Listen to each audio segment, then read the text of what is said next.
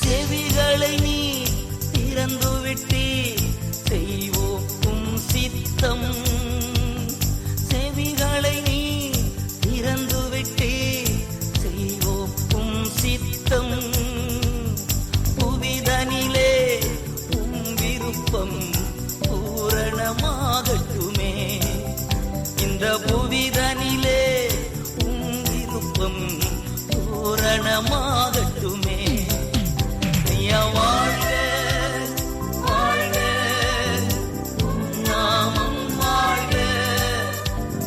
வாழ்க வாழ்க உம் நாமம் வாழ்க. தேவனுக்கே மகிமை, தெய்வத்திற்கே மகிமை. தேடி வந்து மீட்டவரே